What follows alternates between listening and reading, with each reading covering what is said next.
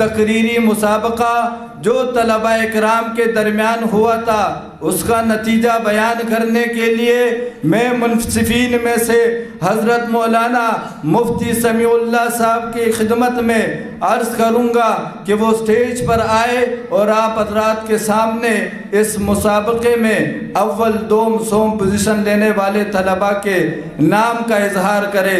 تشریف لاتے ہیں حضرت مولانا مفتی سمیع اللہ صاحب۔ الحمدللہ وکفا وسلام علی عبادہ الذین اصطفیٰ، اما بعد فاعوذ باللہ من الشیطان الرجیم، بسم اللہ الرحمن الرحیم، انا نحن نزلنا الذکر وانا لہ لحافظون، صدق اللہ العظیم۔ وعن نبی صلی اللہ علیہ وسلم ان اللہ یرفع بهذا الکتاب اقواما ویضع به آخرین، او کما قال علیہ الصلاۃ والسلام۔ مبارکباد پیش کرتا ہوں جامعہ کے انتظامیہ کو کہ انہوں نے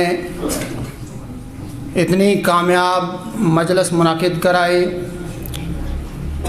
مفتی منیر احمد صاحب، ان کا میں شکریہ ادا کرتا ہوں۔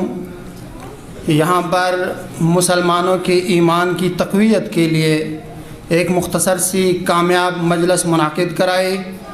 اللہ اس کے اثرات کو دیر تک قائم و دائم رکھے۔ اس کے علاوہ جتنے حضرات اس مجلس میں تشریف لا چکے، جناب حضرت قاری صاحب ہیں، نعت خوان حضرات ہیں اور سامعین گرامی ہیں، سب حضرات کا میں شکریہ ادا کرتا ہوں۔ اس مجلس کو کامیاب بنایا، اور چونکہ اصل جو مجھے بلایا گیا ہے وہ نتیجہ سنانے کے لیے بلایا گیا ہے، اس لیے طلباء کو بھی انتظار ہے، زیادہ حائل ہونا نہیں چاہوں گا۔ اگر غور کریں تو ہر طالب علم، چھوٹے چھوٹے معصوم بچے ہیں، لیکن ایسے انداز میں انہوں نے تقریر کر لی کہ اگر مدارس کے پاس وسائل ہوتے تو میرے خیال میں 1 2 3 نہیں بلکہ سب کو انعام دینا چاہیے۔ لیکن جیسے مفتی صاحب نے بھی عرض کر دیا، مدارس کے لیے کچھ مالی وسائل مشکلات ہوتے ہیں، اس لیے سب کو تو نہیں دے سکتے۔ البتہ نتیجے کے آخر میں کچھ طلباء کو ذرا یہ خدشہ ہوتا ہے کہ یار میری تقریر تو سب سے اچھی تھی، کیونکہ ہر ایک سمجھتا ہے کہ میں نے بڑا اچھا مواد تیار کیا تھا۔ لیکن آپ کے مدرسے کی انتظامیہ نے جو تقریر کے لیے نمبرات متعین کیے ہیں، بڑے سلیقے سے، بڑا منظم انہوں نے فارم بنایا ہوا ہے، اور پھر یہ نہیں کہ صرف ایک منصف نے نمبر دے دیے اور اس پر ہم نے نتیجہ مرتب کر دیا، بلکہ دونوں منصفین کے نتائج کو جمع کیا جاتا ہے، اور پھر اس کا جو اوسط نکلتا ہے تو اس حساب سے یہ حساب کتاب وہ لوگ لگا لیتے ہیں، اور آپ حضرات کے سامنے ان کا نتیجہ آ جاتا ہے۔ اب بہت سارے طلبہ ایسے ہوں گے کہ وہ یہ سمجھتے ہوں گے شاید پوزیشن میری ہوگی، لیکن مجموعی طور پر استادوں کی محنت کے باوجود بھی مجموعی طور پر کچھ غلطیاں، کمیاں، کوتاہیاں رہ جاتی ہیں۔ ان میں سے سب تو میں بیان نہیں کر سکتا، لیکن کچھ کو میں ذکر کر دوں گا۔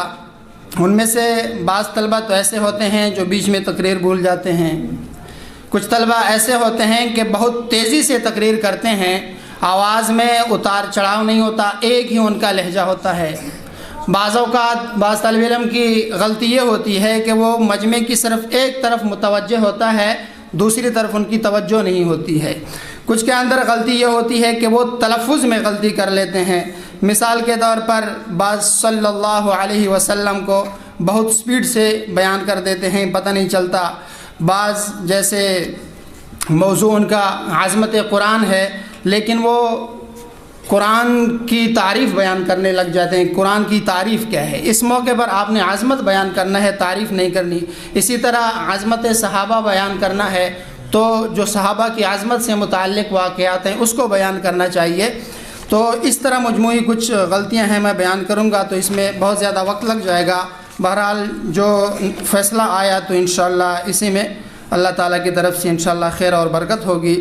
اب میں اعلان کرنا چاہوں گا ماشاءاللہ اس مسابقے کے تیسرے جو کامیاب طالب علم ہیں محمد مبین بن ریاض احمد سوم ہیں یہ. اس طالب علم نے 193 یعنی کہ مجموعے میں ان کا جو اوسط بنتا ہے 193 بنتا ہے. محمد مبین بن ریاض احمد اور یہ طالب علم درجہ ناظرہ کا طالب علم ہے. معصوم سا ابھی تک اس نے قرآن بھی نہیں پڑھا لیکن ماشاءاللہ انہوں نے پوزیشن حاصل کر لی. دوسری پوزیشن محمد عمیر بن خیر الرحمن. محمد عمیر بن خیر الرحمن حفظ کے طالب علم ہیں. دوم پوزیشن لی ہے. 195 ان کا اوسط ہے. تیسرے طالب علم بدر اعظم بن محمد صدیق حفظ کے یہ طالب علم ہیں. انہوں نے سب سے پہلے پوزیشن حاصل کی ہے اور ٹوٹل نمبر اس کے 199 بنتے ہیں. اللہ رب العزت ان طلبہ کو مزید ترقی عطا فرمائیں. مدرسے والوں نے جو پورا سال محنت کی ہے اللہ رب العزت اس کا ان کو بدلہ عطا فرمائیں. قاری صاحبان نے جو محنت کی ہے اللہ ان کو دنیا اور آخرت میں جزائے خیر عطا فرمائیں.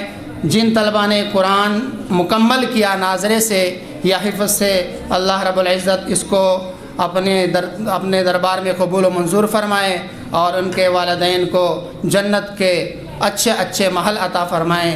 اللہ تعالی ہمیں قرآن یاد کرنے والے اور قرآن پر عمل کرنے والے بنا دیں. وآخر دعوانا الحمدللہ رب العالمین.